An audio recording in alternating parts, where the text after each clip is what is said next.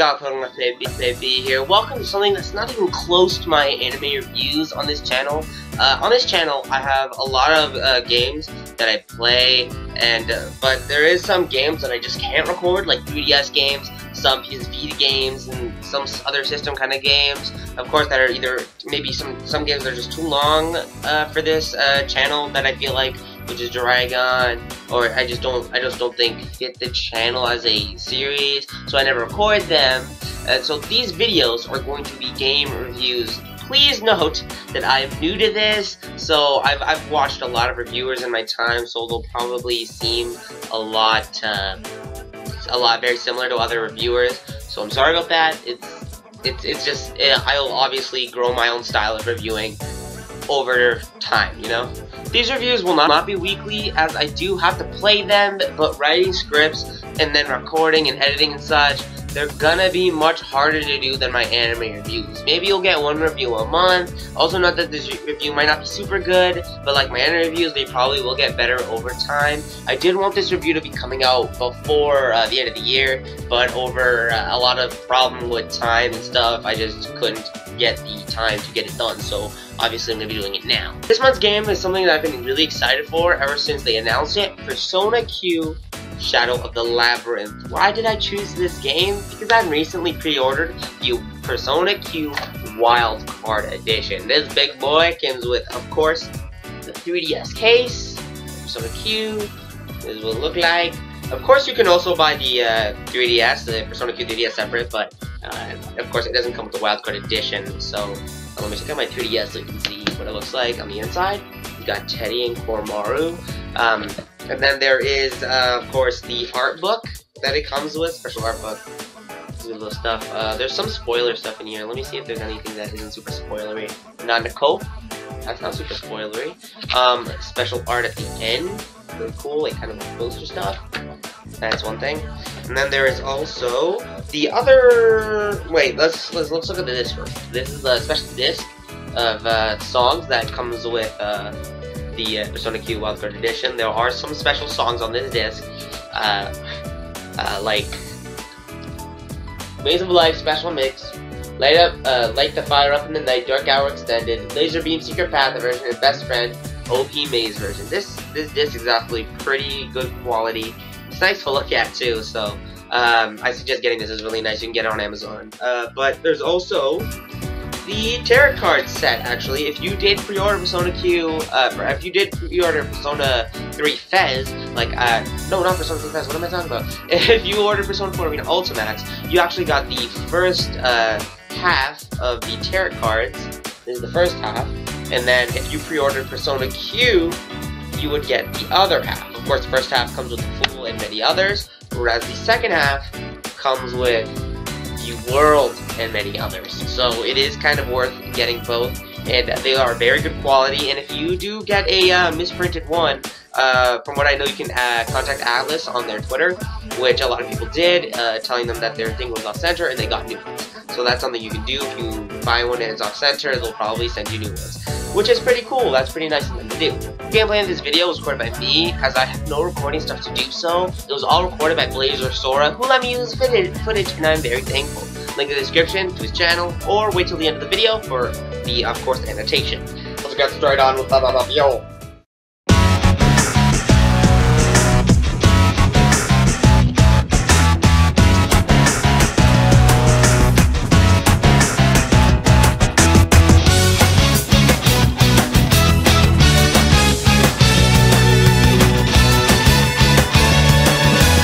Atlas, a very big gaming company, the makers of Etrian Odyssey and the Persona series, mix up both styles of gameplay to make this game. So you will see similarities, but the story is completely in the Persona universe. And if you're wondering if this game is canon, yes it is. Atlas even said so. So there's Ultimax. After Persona 4 Arena's release, Persona fans started getting really confused with the spin-off, and it was canon.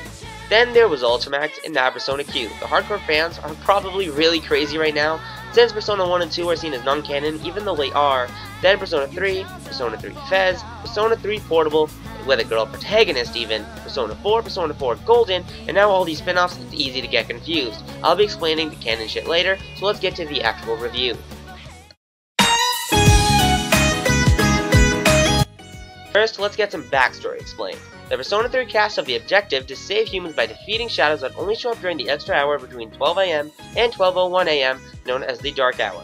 Most humans during this hour are covered by coffins and are unconscious, but humans who have the potential to summon personas are awake during this hour. And the main cast are climbing to the top of what is known as Tartarus, a giant tower that only shows up during this dark hour, which is crawling with shadows, which kills people. They eliminate them for mankind. The Persona 4 cast have the objective to find the person who has been committing murders in their town of Inaba by throwing people into a world inside TVs where shadows lurk. They are trying to find the murderer to save their friends who are forced into the TV and get revenge for people who were already murdered before they could save them. They both fight for entirely different reasons, but they both have the same fiery passion to do what they think is right and protect the world.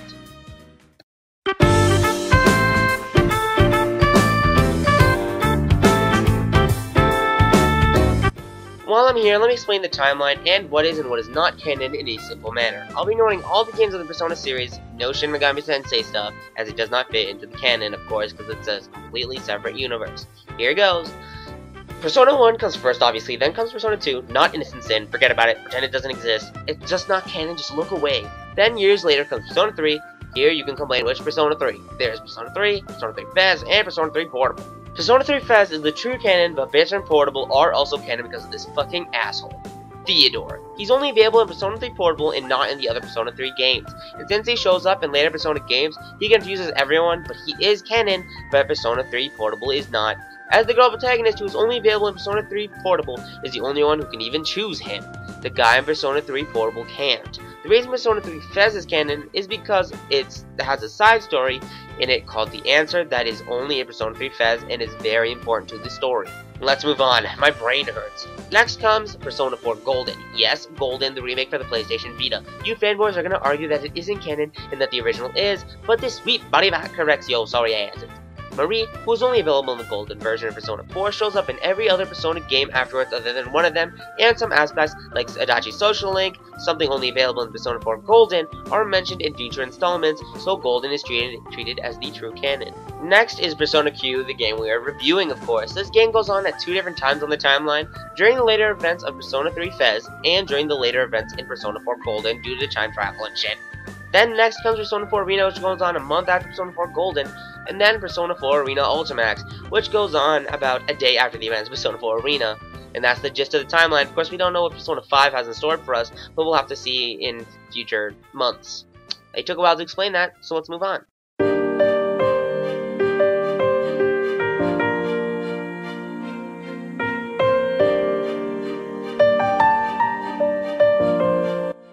The main story of Persona Q splits up in two different sides of the story. There is Persona 3 cast point of view, or the Persona 4 cast point of view, which you choose at the start of the game. At the start of Persona 3 cast path is your group in Tartarus, only there because you felt some sort of disturbance. You enter what is known as the Velvet Room, a place where you fuse things known as personas, your other selves you use to fight, and speak with Elizabeth and Theodore, residents of the Velvet Room. They tell you that the master of the room, who's usually doing the fusion for you, is not there, and that at the moment the lights go off.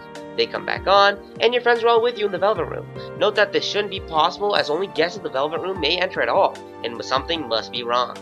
Eventually, the room starts to descend like an elevator, and once it stops, they leave the room only to be inside of Yasogami High School, a place where the Persona 4 cast go to school. And at the moment, they are having their cultural festival, but the people there are acting weird, not like normal humans. They don't answer any questions, and could care less if they were there. They eventually find a place filled with shadows and fighting shit.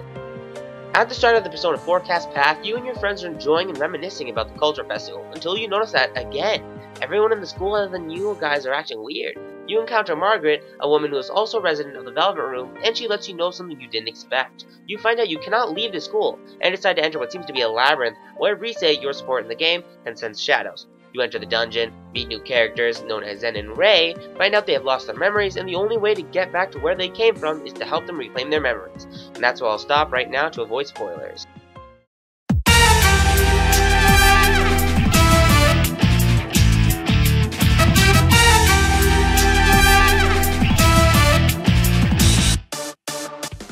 Like most Persona games and Etrian Odyssey games, you traverse through different types of dungeons and or labyrinths, whichever way you want to call them.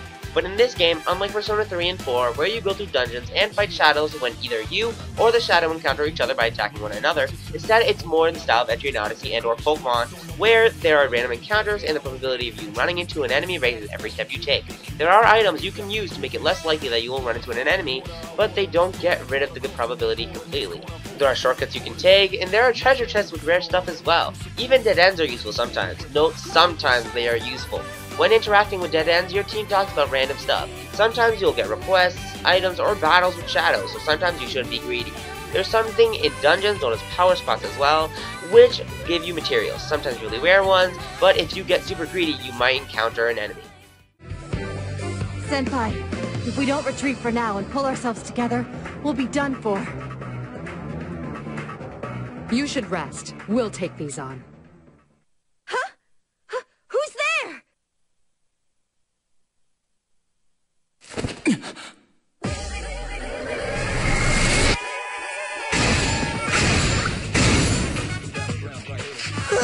Who in the world are you guys? Don't worry. Leave the rest to us. Now! Everyone charge! Only we could rest even a little. Unfortunately, they're making that impossible. Yo! Sorry about the wait. What the?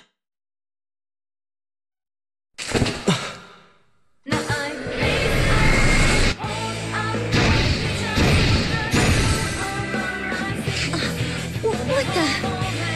No, really, what? We'll talk later. We've come to help. Alright, let's do this! Right off the bat, you realize you have a lot of characters to choose from. First, you have way too many people to choose from, as some are better than others, but once you pick certain people, you don't want to switch them out as you have gotten used to them already. And once the other cast join you, they are the same level as your highest level person, I'm assuming, as that's how it was for me. In case I was wrong there, they all come at level 12 when they join you. Each character has different stats as well. The stats are as follows: health, spirit, strength, magic, endurance, agility, and luck. Health is what it sounds like. Spirit is basically mana, which is what is used to use spells and magic and stuff. Strength is your physical damage, magic is your magical damage, endurance is your defense, agility is your speed, and luck is how lucky you get to pull off critical hits. This game has the main battle mechanic of Entry and Odyssey, where you have rows, the front and back rows. Characters in the back row won't take as much damage, but won't do as much damage as the front row guys unless they have long range attacks. The reverse is for the front row guys. They will take more damage, but won't be able to do shit unless they have close range attacks. And note that you can only have about 5 people on your team, even though there are 6 slots. You can either have 2 people in the front, 3 in the back, or 3 people in the front and 2 in the back. Now, unlike Persona 3 and 4, where people take turns and after someone's turn you can control someone else's action, now it works more like Final Fantasy, where at the start you choose your moves and depending on your speed stats, you get to move before or after enemies. A main thing in the Persona franchise is, well, personas. A persona is something like a demon who fights at your side that has all the skills you need to fight, like resistances and certain elements and skills to attack. Exclusive Persona Q though is sub-personas. The main character can no longer change personas at will or during battles, but now everyone can have a sub-persona that gives them some extra HP and SP, as well as that persona's skills to help them in battle.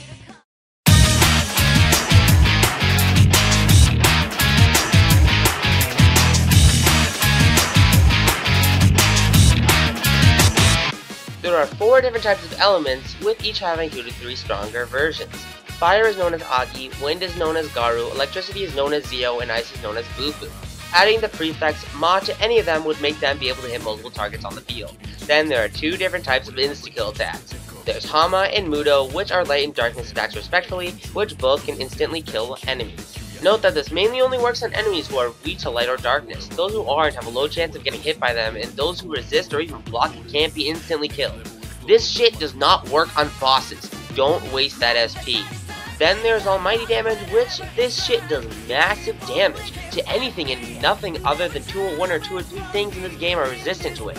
Most Almighty attacks start with Megi. All of these attacks take SP to use, with the exception of some Almighty attacks that use HP instead.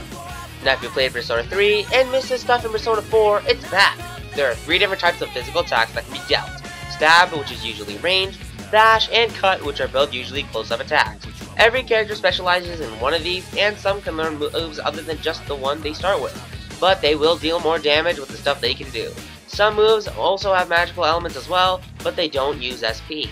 These moves will be most crucial and useful moves for the whole game for finding out weaknesses as well as using them to save SP, as HP is easier to heal. All physical attacks and skills use HP to use other than normal hits when you just click attack. Now, weaknesses and criticals work like they sound. You know you're about to do a critical attack or an attack that the opponent is weak to when a cut-in of the character's eyes show. You can only get criticals off physical attacks as far as I'm aware, and you get something super special from these to occur known as boosts. The boost mechanic occurs when you pull off a weakness hit or a critical hit. It lets you use the skill for free the next turn, meaning no SP or HP will be drained that turn. The boosted state also lets you go before any others that turn. Also, if you win the battle with multiple people in the boosted state, you also have the chance of getting a free persona at the end of battle. This is the only way to gain new personas other than Street Pass and Fusion. The boost mechanic is new to Persona Q and basically replaces the one more mechanic in Persona 3 and 4, where you can take another turn after you've pulled off a weakness hit or a critical hit. Sometimes people in the boosted state will ask you if they can pull off an extra attack, which will do damage and do different things depending on the character that does it. For example, Chie will do one strong hit, Mitsuru will do multiple moderate hits on one person, and so on. They don't always need to be in a boosted state for this, but it occurs more often if they are in a boosted state. And if you get multiple people in a boosted state, something known as an all-out attack may occur. Not always. This lets your whole team do massive damage to all enemies in one quick sweep.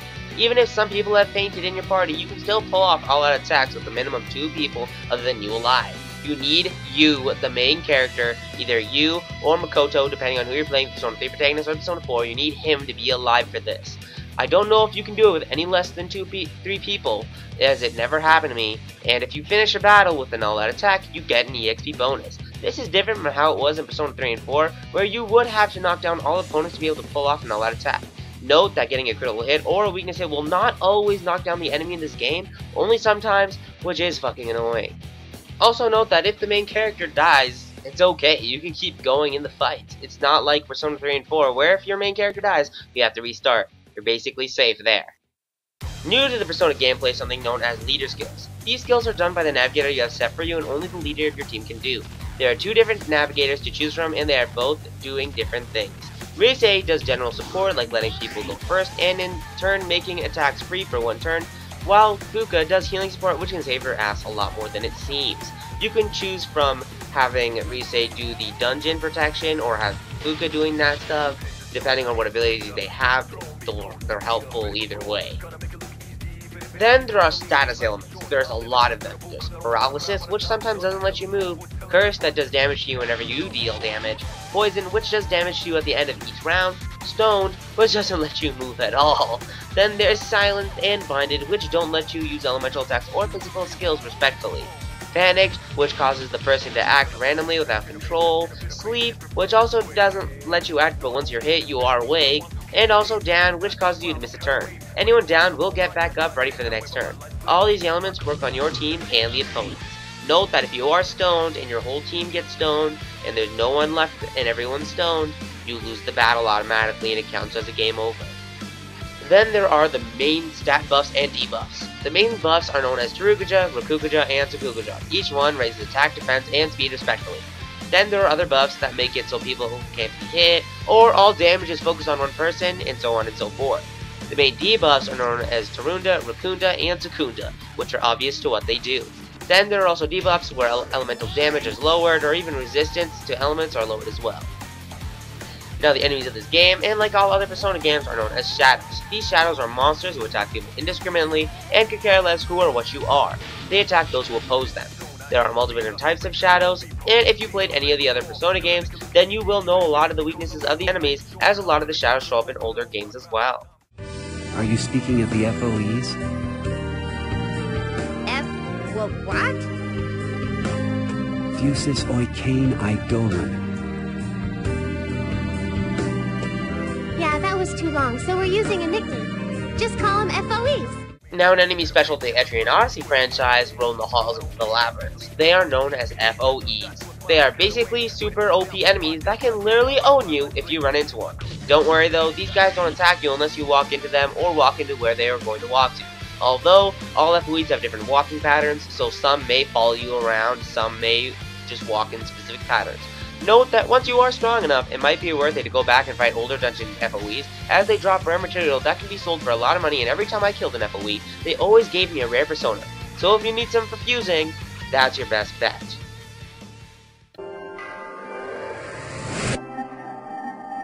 Now, let us pay.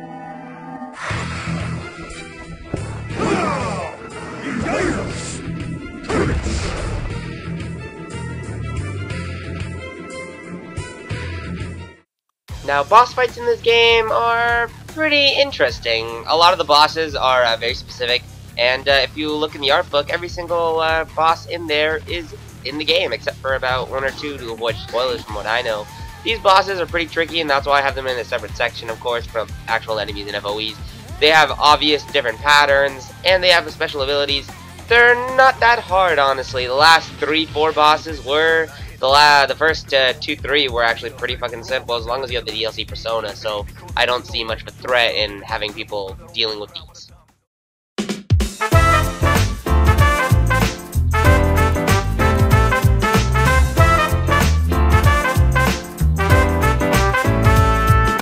Something new to Persona, and the usual for Etrian Odyssey, is map making for the Labyrinth. Instead of the map being made already, the map is now made by you by the bottom screen. In the options menu, you can turn on auto mapping on the 3DS, so you don't have to do it yourself, but it doesn't fill in doors, exits, treasures, and entrances. But it's better to have it on and fill in the other stuff yourself, as making the map yourself fucking sucks ass.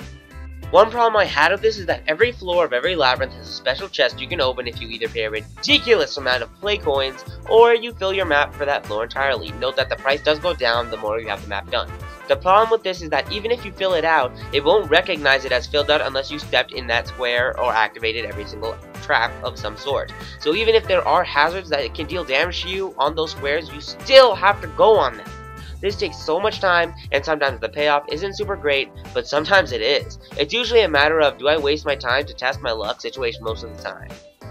Something new to the Persona gameplay as well are known as strolls. They are basically mini events that go on between your friends, and different events open up after different things happen in the game. These are all for show and don't affect anything, but do make a good laugh. They do sometimes open up different quests that you can do, which can be very helpful. This basically replaces the social link mechanic, where you would hang out with certain people, become closer to them, and after a powerful link was established, you would be able to summon a stronger persona of that arcana, which is not present in this game. Now, there are 3 different places you will be going to often, as they are essential in aiding you on your journey other than the labyrinths. First is the handicraft shop, where Theodore will buy the random items you get off of enemies and use them to create weapons you can purchase off of him for okay prices. You can also store items there if you don't need them at the moment in time, as you only have 60 slots in your bag, unlike other Persona games where you would have unlimited stock. Then there's the Velvet Room, where you will be fusing personas and buying back personas you used in fusions for ridiculously high prices with the help of Margaret. She also lets you buy skills using personas to give to personas. And lastly is the nurse's office, where Elizabeth will heal you for a price. This mechanic would be good if she didn't charge you $100 extra every time you leveled up. Yes, I know it makes it balanced, but it didn't help after grinding sessions. She also hosts quests for her and everyone else who needs something. These quests can be very rewarding, like getting you money and EXP, as well as weapons and accessories, so you might want to do them when you have the time. Note that canceling requests you don't want to do anymore after you accepted it no longer charges you like in Persona 3, which is great. But some quests have a time limit, like doing it before beating a certain dungeon or other stuff, so I suggest you finish these quests before the newest dungeon is completed. The online stuff isn't really online if you really think about it. The way it works is that you choose one persona of your own and set it into a Street Pass book, and whenever you run into someone else who has Persona Q and Street Pass on, you can get the persona they have set. It's a way of getting new, better persona, as you don't lose the persona you put in, but the biggest problem is that not many people really care for the Street Pass function, as I did not as well. I did change it from time to time, but only after I realized that not many other people will be using it. If they do, they will be wanting persona that I do have, as I basically finished the game. Note that DLC persona are special and you can't share them via Street Pass, as the game will notify you to stop you from doing it.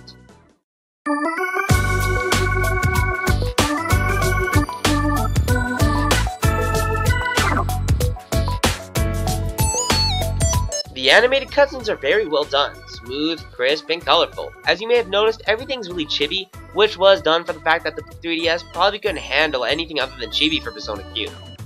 The game cutscenes can also be considered animated as they do move and such, but this is more CGI than animation at the least.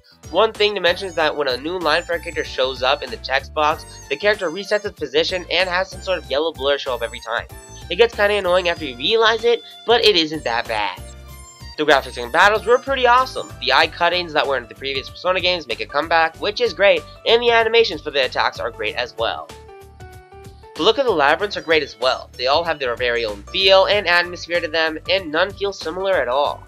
The graphics in the menus and in the Velvet Room, Nurse's Office, and Shop are all great. Nothing looked out of place, and it felt a lot like a cultural festival you would see in an anime.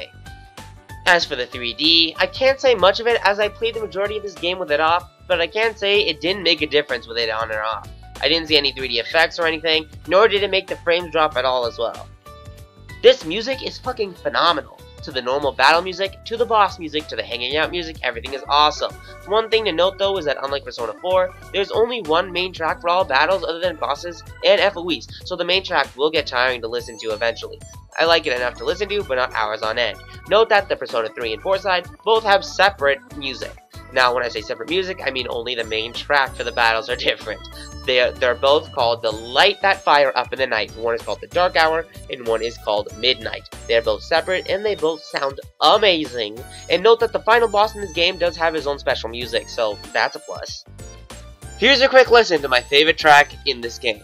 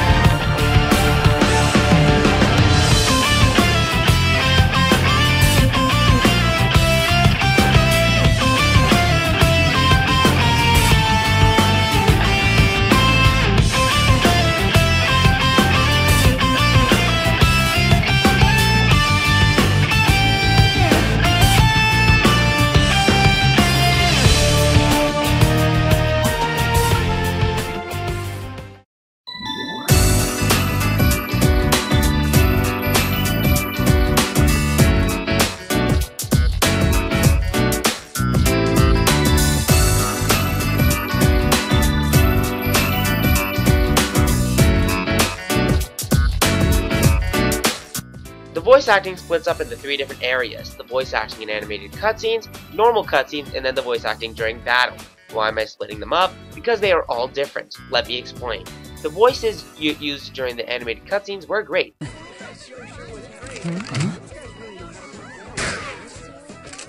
Right on target.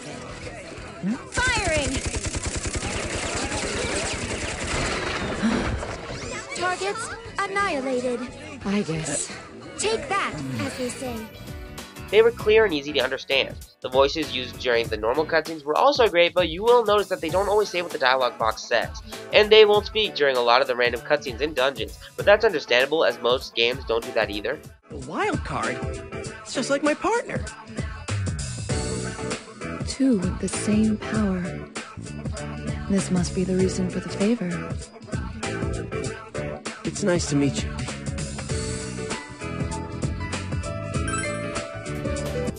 But the battle voices, holy fuck, what happened? I noticed during the trailers for the game as well, and I just thought it was the 3DS recording software they were using that was fucking up, but every single voice that is heard during battles are really low quality, except for Yuka. Why? I have no clue. Maybe the system limitations, but it still baffles me that the quality dropped a lot from HD to lower than SD. No, not suck dick, you fuckboys.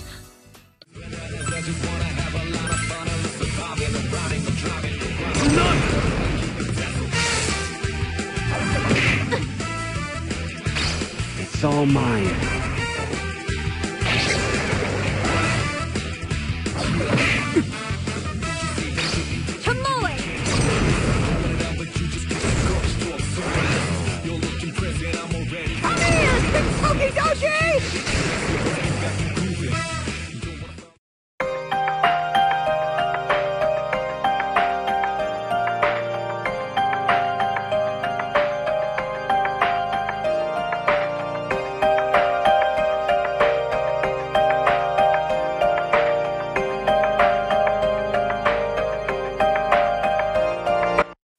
So we beat the first 3 dungeons and are now at the final floor of the 4th dungeon. You're ready for the boss fight at the end, but you end up seeing a Shadow Ray, which then transforms into a giant bunny.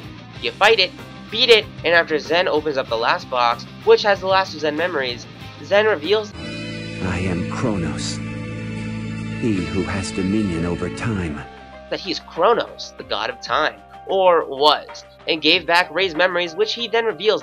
Truth is, Ray is dead. Fucking called it, like every. Ray! Ah! Ray-san! This is where Zen decides to explain it all to you. Ray had a pretty tragic life. She was born and was hated by her mother and ended up with cancer, I think? It might have been something random or not even specified, but I'm gonna say cancer. All hints pointed to cancer. She basically lived in the hospital for years and would always hear the school the protagonist of Persona 4 and his friends would go to school bell go off and wish she could go there one day. She wanted to get married and fall in love with a charming prince, have friends and live a fulfilling life, but she couldn't leave the hospital. She had one friend though, another cancer patient right beside her in her hospital room. But there was one big difference between them. The other girl got better. Ray hated how she was able to live and she didn't get to. When she did die, she ended up in the rift between life and death, space and time, where Kronos goes and takes people to the afterlife.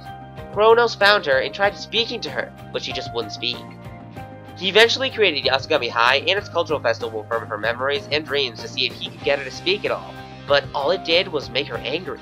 She just wanted to die at this point, which made Kronos feel like shit, and all he did was, he shouldn't have done what he did. Disobey himself. He took away Ray's memories, gave her name, and then sealed away his own memories along with Ray's away deep into the Labyrinth, where the shadows manifested so they couldn't be touched.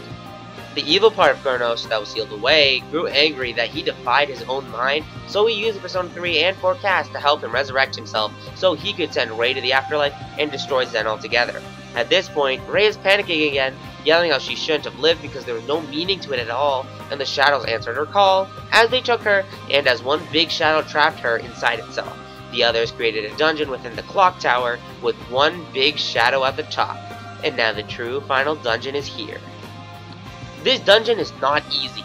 It's 9 floors high, and the FOEs are destructively powerful, and the puzzles are hard as hell. One FOE is very special in the Persona universe known as the Reaper. This fucker would show up when you got greedy and collecting chests in Persona 3 and 4. He's way harder than it appears, and is kinda connected to the story, so that's kinda cool. Note that killing these spider FOEs will give you materials to make the ultimate armor, and so if you're pretty ballsy, give it a try. Before continuing on to the dungeon though, I suggest you go and accept the quest Margaret has for you at the nurse's office. It's so worth it, but it'll only be truly useful once your team are around level 55. It's not a hard quest, and no final boss of the game, they kinda tell you that you should be around level 80 to fight this boss, so if you're not level 55 by now, there's something wrong.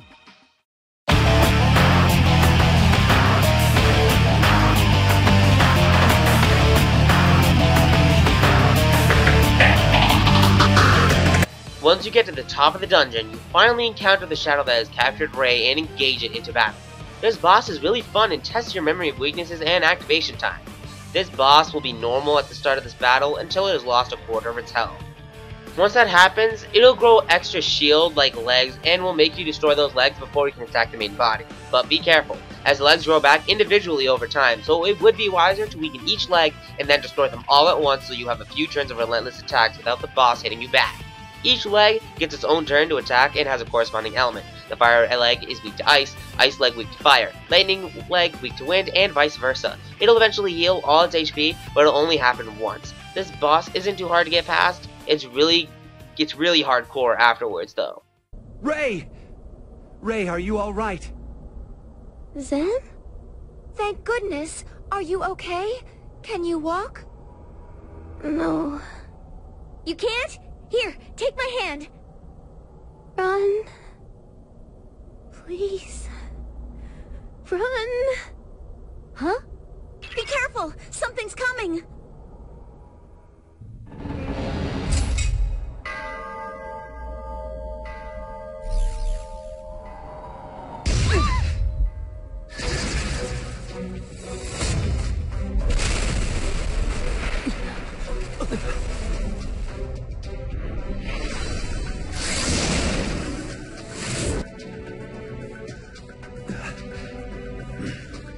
It's been a while.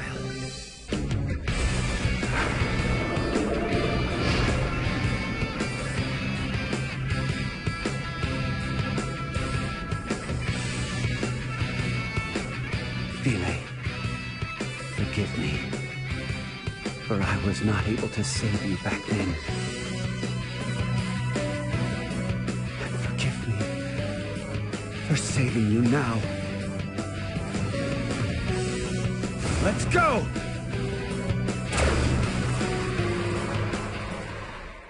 Kronos finally awakens and decides to erase you all so a paradox isn't created. This boss is much harder and is near impossible on risky. Its attacks are super heavy and it attacks multiple people simultaneously, but the problem is his trademark, time. He'll imprint a timer onto all teammates, which is non-removable, and once it reaches 0, that character dies. The counter can be raised using revival items and skills, but it won't go away until you die. He also has a skill that will forward time once, which will make your counter go down twice that turn, and he can freeze time, so he can have 2 turns to attack and deal immense damage. This fight is much easier using the DLC personas, but it is possible without them. Note that this boss is level 82, and I was level 60 for this boss fight, so I was pretty underleveled and I still didn't have that much of a hard time, other than his time control shit. I did have to redo this battle once, but it wasn't that hard the second time around.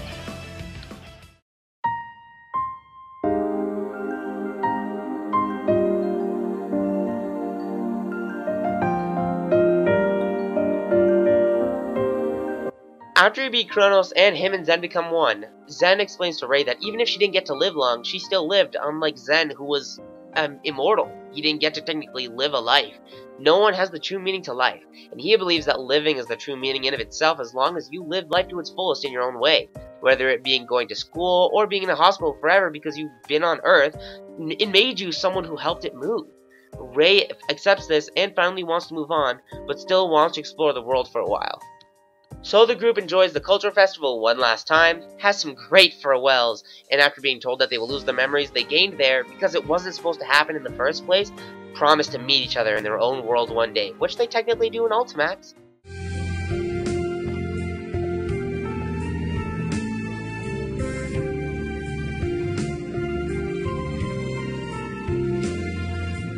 They're really gone. It is time for us to go as well.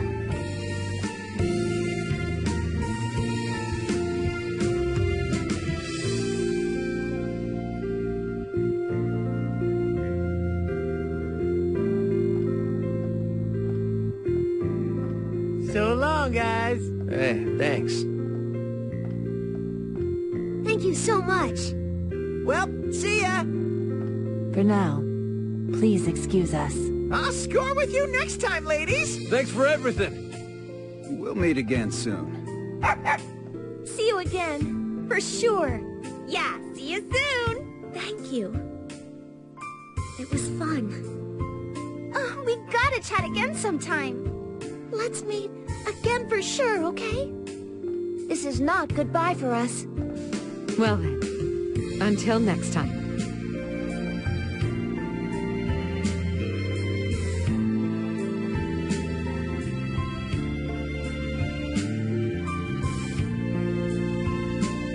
Once we leave here, it's back to battle for each of us. We both have things we need to finish up. Take care.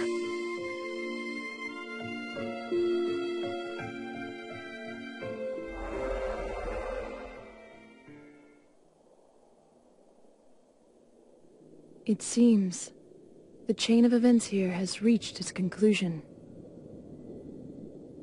Wherever there are beginnings, there are ends. That is the providence of the world. These ends come for new beginnings to be born, till the cycle returns to where it started. Well then, until we meet again.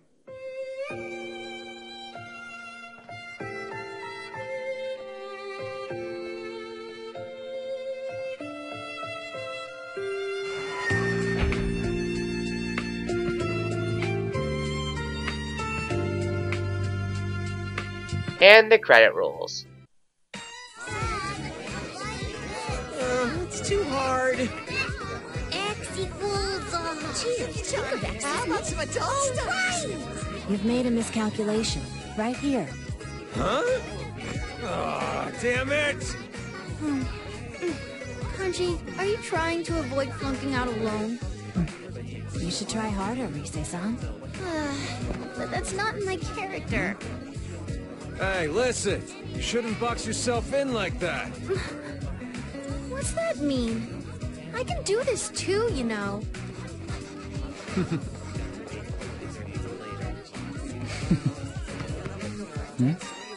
Everyone's working hard. They're so cool.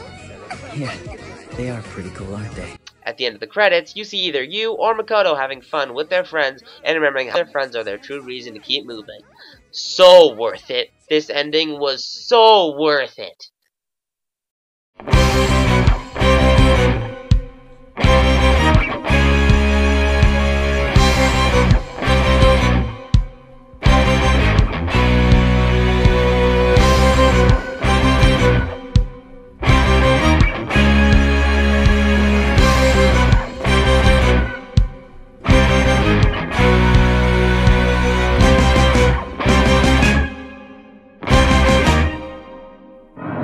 Now, when I say completion bonus, I mean stuff that I think are a bonus for 1. Completing the game, and 2. Completing certain requirements that unlock things at the end of the game.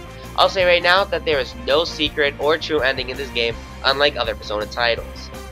After beating the game, you are prompted with a save screen. Save over your old save, and now you have 2 choices. Either go back and finish everything you didn't get to do, or start a new game known as New Game Plus, using that save and keeping specific stuff from that save, like compendium and money and other stuff. It makes it so that replaying it for the story isn't super hard, and if you played it once on normal and wanted to try risky, you can use stuff from your old save. There is one special battle you can do if you enter your old save again though. Note that you must have completed all of Elizabeth's secondary boss quests where you would have to defeat another boss in each dungeon. This battle is very intense as you aren't fighting Elizabeth herself, you're fighting Zeus, who has possessed Elizabeth after her trying to summon him. This battle ain't easy as her health is pretty intense. Note that I was about level 62 for this battle. After a few dialogue stuff during the fight, she'll eventually revitalize her health and be able to hit you 2 times each turn, adding on to the difficulty. I suggest using Kaguya as Lunar Blessing saves your ass. This boss fight is not easy. Now, something extra you get for beating both sides of the game is being able to fight Elizabeth, Margaret, and Theodore at the same time. I'll make a separate video about this in the future as I haven't done this yet, but I do know that it isn't easy at all. Also, for completing the Persona Compendium, you get sales on the Personas. It's useful for Fusion anyway.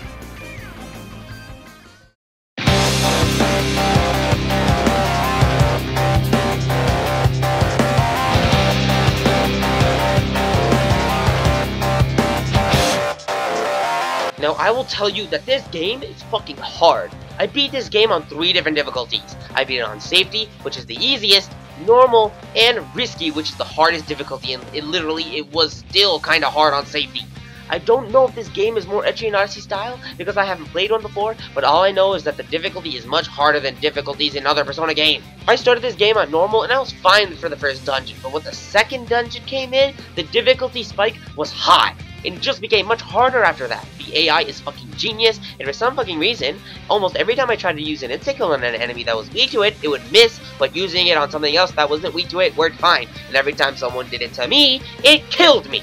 Not to mention, knocking down enemies was difficult for me, but when enemies attacked, I was knocked down immediately. I'd like to note that if all your teammates are knocked out, you restart on your last save. And this was fucking annoying when I don't want to waste time going back and healing all the time, and I'll get ambushed and completely wrecked because these stupid fucking characters do not want to flee all the time. This game has fun and all, but it's infuriating when the game wants you to have fun, and it is fun, but takes out things from the old formula and fucks you over. I have no problems with Persona team working with the Ecchi and Odyssey team, but honestly, next time, please keep the down mechanics from the old games, because if you did, things would have been much, much easier. Oh, and can I mention one dumb thing that shouldn't exist in this fucking game?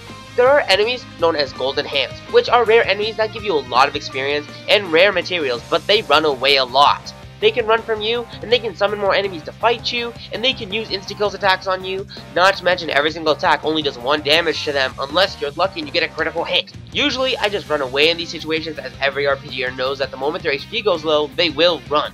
But the problem is, the player can't run from these battles. No matter what I did, the game wouldn't let me, acting like a boss fight. Why? Why does this exist? It's a pain to fight them as they can insta-kill you and their defense is monstrously high. They can run away. I wouldn't be mad if they couldn't run away either, but they can, and they do it fast. It's so infuriating and annoying and shouldn't exist because it's so fucking dumb, holy shit! So I googled it, and apparently only some of these fights can let you flee. Why some? Why not all? It's so fucking dumb. Not to mention the money problem in this game. In older Persona games, you'd fight shadows and they'd give you XP and money. But now, you get no money from them. The only way to get money is from selling the materials you get from killing enemies and power spots. This is extremely annoying early on, as you are really poor and Elizabeth rips you off every time you fucking heal. This won't be a problem for most people in late game though, where you get kinda rich if you did what I did, and repeatedly kill the FOEs in the 4th dungeon. Good EXP, rare materials, and they did have a very easy explorable weakness. Also, filling out the map is so fucking annoying. Yes, you get a prize for filling out each floor, but each prize isn't super useful. In earlier dungeons, you just get accessories that resist specific elements or physical attacks, whereas others will be useful, and you can get your better healing items, SP items, and such. So I would recommend for later dungeons to do this. The early dungeons, it's a waste of time. Do it for the later dungeons. It may be a bit harder because they're larger, but you get a much better payoff. Including mapping, grinding, storytelling, strolling, persona using, boss fights, quests, and all that jazz, I clocked up about 60 plus hours on my first playthrough. I was told this game had about 40 hours of gameplay. That was a fucking lie. This game is long for a 3DS game, and I loved it. This game can be much longer than 6 plus hours though, as I haven't included the time it took to finish the compendium, max levels all my characters, and get all the ultimate weapons and armor. I can safely say that this game can be as long as about 80 plus hours in total, and then times that by 2. Let's say you do the Persona 3 side first, and that's your 80 plus. And now you have to do it at the Persona 4 side, that's 80 plus extra, maybe even more. On the first day of this game's release, there was a DLC for a Persona known as Kaguya that you could download that is super useful and was free. Eventually, there were more DLC Personas released and they are as follows. Note that each Persona has its own special skill that is only known to them, so it is kind of worth to buy them if you are a person who wants to finish the compendium. Kaguya at level 16, Orpheus Telos at level 26, both free. Then there's Thanatos level 70 and Magatsu Izanagi level 92, both $2. Of course, like I just said, they have unique skills that are super useful for your journey, and note that you cannot get them any other Persona, and you can't get these Persona through Street Pass, and I will not be saying what their skills are, so I don't have to spoil too much if you're actually going to be buying this game and getting the DLC. New DLC for different navigators have been released, including Elizabeth, Margaret, Theodore, Marie, and Nanako, each for $3. Note that these navigators don't have additional abilities, all they do is provide voices. It's cool, but for $3 you won't be buying them all, maybe only Nanako and Marie. Now I find this game so fucking funny, so before we end this review, let me show you the funniest parts of this game that I found fucking hilarious. It fits in my hand! Oh, I'm gonna die from sugar shock!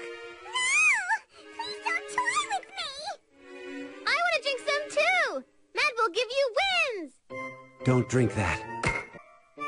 Don't call me adorable, damn it! Whoa, wait, where are you touching, Yukiko-senpai? What a beautiful sight!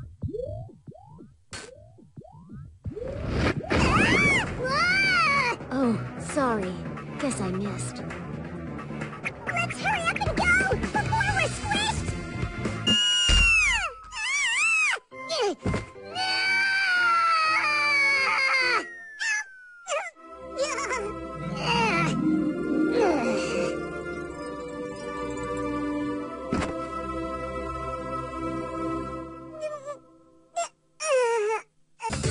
Are you all quite finished? I have been waiting, you know. All this time. Quite a while. Is that how you guys' blue lady always is? Yeah, she tends to be pretty frosty. Ours is kinda dangerous. Dangerous? You'll find out. Well then, Marie-san, why don't we have a nice chat and...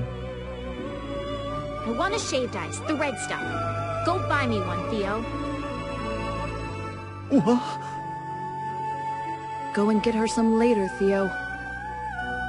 Very well.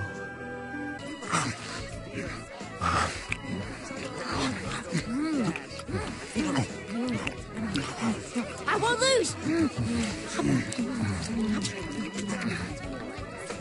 Hey, get me cinnamon, raspberry, and jelly. I want 10 chocolates! Will you guys show some restraint? Hanji, will you say something? Oh, so fluffy! Like this, and... Hey, I got him! Huh? I got two, too. Oh, not bad.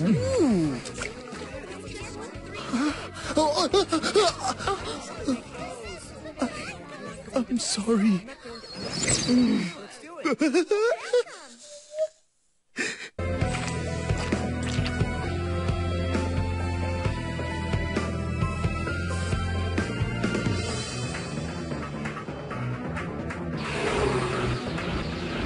This is too much. My eyes! My eyes! It's a chemical weapon. I call this Mystery Food X, the final edition. The real enemy was within us. But I did it. Ugh. Hey, Kanji! Hang in there! Rating for these reviews was way different than my anime reviews. No point score system. I'll be telling you if this game is worth getting or not in different ways depending on what I think. This game was intense, took a lot of time to beat, was frustrating to play, but fun when I got the hang of the gameplay. I hated the mapping, and the fights were ridiculously hard sometimes, but I think this game is worth $60 right now. It'll take your time like it took your money. If you're new to the Persona series, play the old games first, Persona 3 and Persona 4. Of course, you're going to want to look for Persona 3 Fez, which is the main stuff because that comes with the answer, which is a bonus thing. If you're new to Persona, the series, of course, like I just said, play the old games first and then buy this game. If you're not new at all and you've been playing the Persona games for a long time, please bask in this beautiful fucking game. Just cherish it with your life. Cherish it. And that's all the time we have for today, guys. So if you like this review, like this video, or comment telling me to make more and what you want to see next, I won't be making these all the time as that's a pain, but I'll definitely work on one each month. And I'll try my best to get one either 1 month or every other month. Check out some of my other videos if you have the time, and subscribe if you want to watch some more of my stuff. Thanks to BlazzerSora, who's letting me use his footage, and Jason on the screen to check with his awesome channel. He uploads a bunch of different kinds of stuff right now. He's doing Persona 3. I know, he's doing Persona Q. He's doing, I think he just finished Oris. He's, in his description he says he does a lot of different systems, so you should go check that out. He's a fan of Kingdom Hearts and stuff, so that's freaking cool. Note that, like I said, I'm new to this kind of reviewing stuff, so if you guys have suggestions on what I can do to make this series better or more fun or more unique, so it's not too much like some people. If you did notice that this review was very close to another person, which I do admire a lot. If you guys don't know him, the Completionist, he's a really cool guy, and I watch all of his reviews. It's great. So, of course, like I was saying just now, let me know if you guys have anything you guys want me to see. You know, that's all I want to know. Let me know. I don't know how to end slate. I've never done this before.